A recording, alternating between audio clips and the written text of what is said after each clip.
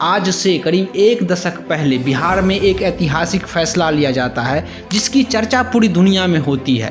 तारीख था 5 अप्रैल 2016। बिहार सरकार एक ऐलान करती है जो सिर्फ एक कानून नहीं बल्कि सामाजिक प्रयोग बन जाता है।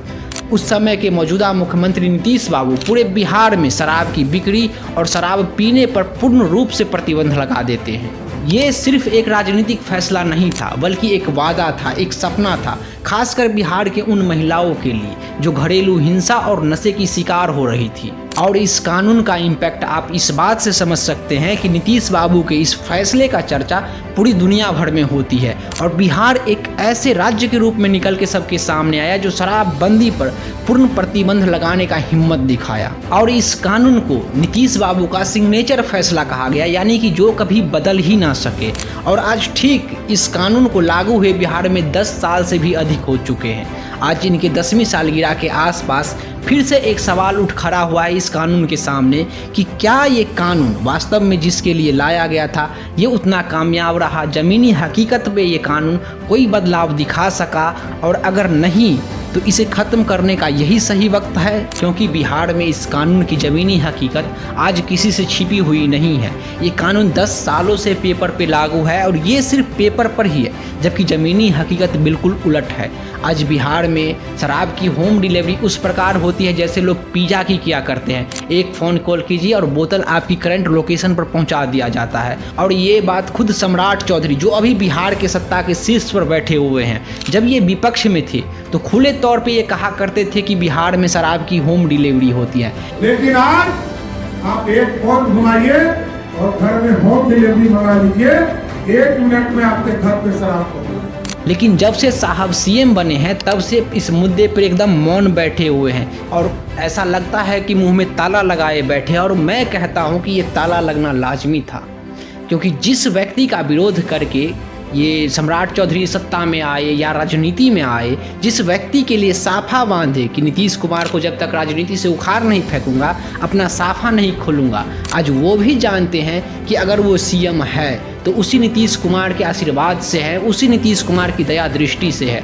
और आज मैं कहता हूं कि बीजेपी की बिहार में इतनी औकात नहीं है कि वो सीएम सम्राट चौधरी के फेस पर पूरा बिहार जीत के दिखा दे। इसीलिए जब भी सम्राट चौधरी को ये पूछा गया कि अब आप सीएम बन गए हैं तो क्या इस मुद्दे पर, शराबबंदी वाले मुद्दे पर विचार करेंगे, तो उन्होंने एक ही बात कहा कि ये फैसला नीतीश कुमार का है और ये लागू रहेगा। और आप यकीन मानिए कि जब तक बिहार का पावर नीतीश कुमार के हाथ में है, राजनीति का कोई धुरंधर या माई का लाल ऐसा पैदा नहीं हुआ जो इस फैसले को पलट दे। और इस मुद्दे पर नीतीश कुमार का पर्सपेक्टिव साफ है कि बाबू दुनिया पलट जाए, हमारा फैसला ना पलटी। इसीलिए इस फैसले को नीतीश कुमार का सिग्नेचर फैसला कहा गया। हालांकि हम बात जो भी कर ले, पर असल सच ये है कि ये कानून बिहार के सिस्टम का एक फेलियर ही रहा है। समय समय पर अलग अलग राजनीतिक दल सरकार को इस मुद्दे पर घेरती आई है और वर्तमान में अभी प्रशांत किशोर इस शराबबंदी वाले मामले पर अपना आवाज़ बुलंद कर रहे हैं। लेकिन जब ये कानून लागू हुआ था तब खुद प्रशांत किशोर नीतीश बाबू के साथ थे।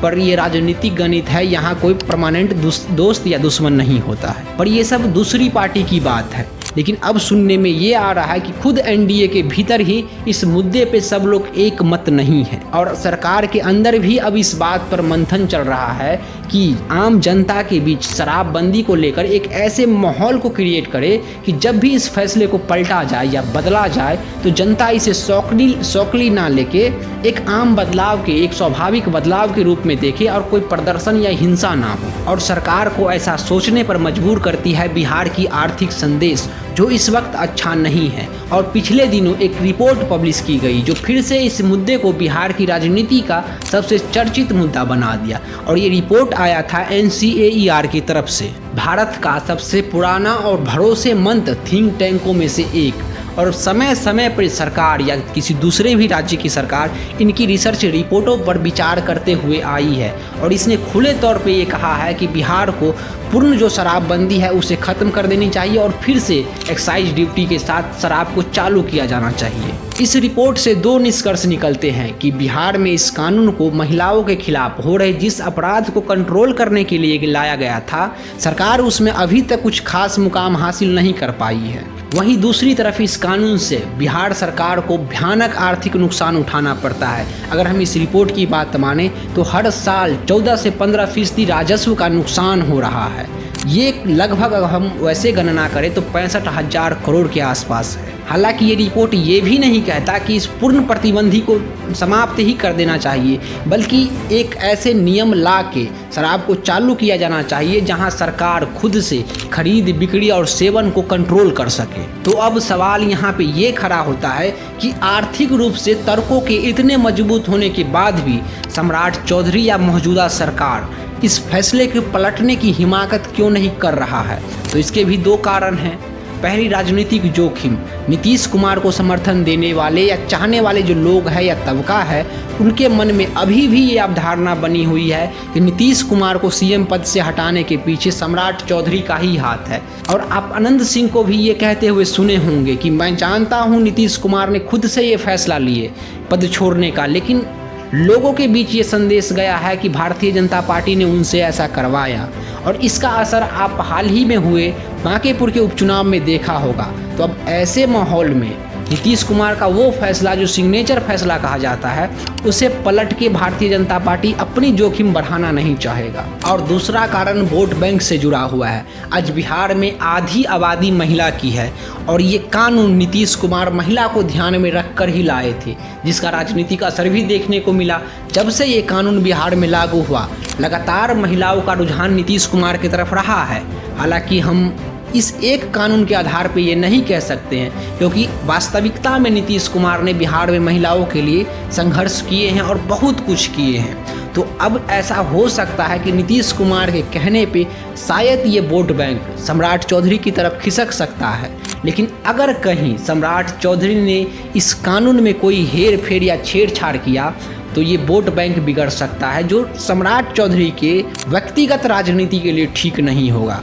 तो यहाँ पे हम ये कह सकते हैं कि आर्थिक दलीलें या तर्क कितनी भी मजबूत क्यों न हो, राजनीतिक गणित इस समय सम्राट चौधरी को इस दिशा में बढ़ने का कोई अवसर या ऑप्शन नहीं दे रहा है। और फिर आप ये भी तो देखिए कि ये कानून गलत नहीं है। इस कानून को जिस उद्देश्य से लाया गया था वो उद्देश्य भी गलत नहीं है, बस इसमें सरकार की नाकामी इतनी ही है कि वो ज़मीनी हकीकत पे इस कानून को सही से लगवा नहीं पाए। अगर इस कानून की फेलियर का सबसे बड़ा कोई वजह है जो ये टैग सरकार के मत्थे लगवाती है, तो वो है बिहार की प्रशासनिक व्यवस्था, जो हमेशा छोटे मोटे बिक्रीकर्ता या आम लोग जो थोड़ी मात्रा में पी के घर जा रहे हैं, कहीं जा रहे हैं, उसे पकड़ते हैं, जबकि हजारों लीटर का तस्करी करने वाला बड़ा गिरोह अभी भी पैसा देके ये खुलेआम शराब बेच रहा है। और यही बिहार में इस कानून की वास्तविक हकीकत है, क्योंकि जिस व्यक्ति या जिस प्रशासनिक व्यवस्था के ऊपर इसे रोकने का जिम्मेवारी दिया गया, इसे चालू रखने के पीछे वही सबसे बड़ी भूमिका निभा रहे हैं। और इन्हीं सब कारणों से आज बिहार में शराब इतनी महंगी है।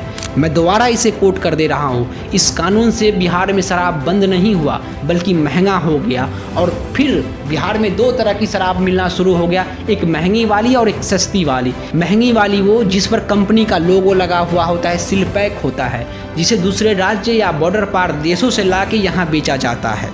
और इस वजह से ये शराब इतना महंगा हो गया कि बिहार के वो जो मजदूर तबका है उसकी पहुंच से बाहर हो गया।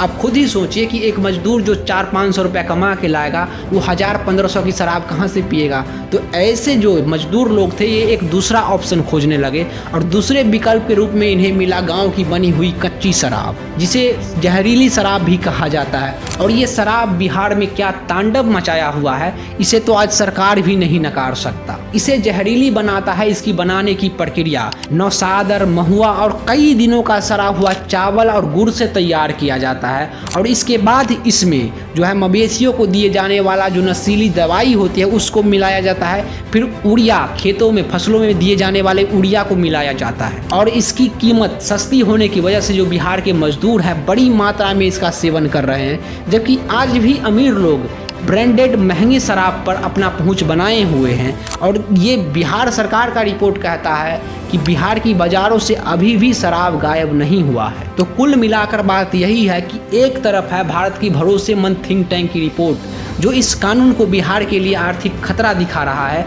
और ये कानून सामाजिक रूप से अपना लक्ष्य को हासिल नहीं कर रहा, ये बता रहा है। वहीं दूसरी तरफ है राजनीतिक जमीन और महिलाओं का वोट बैंक, साथ ही नीतीश कुमार का ये विरासत। ऐसे में सरकार अगर आर्थिक खतरे को देखकर इस कानून में कोई छेड़छाड़ करता है तो समाज में एक गलत संदेश जा सकता है। लेकिन फिर भी सरकार इस पर क्या निर्णय लेगा ये देखना बड़ा इंटरेस्टिंग होगा, क्योंकि शराबबंदी बिहार की सिर्फ एक राजनीतिक कानून नहीं है, बल्कि एक वोट बैंक, एक पहचान और नैतिकता से जुड़ा हुआ एक भावनात्मक मुद्दा बन चुका है। इसीलिए इस पर कोई भी निर्णय लेना सरकार के लिए इतनी आसान नहीं होगा।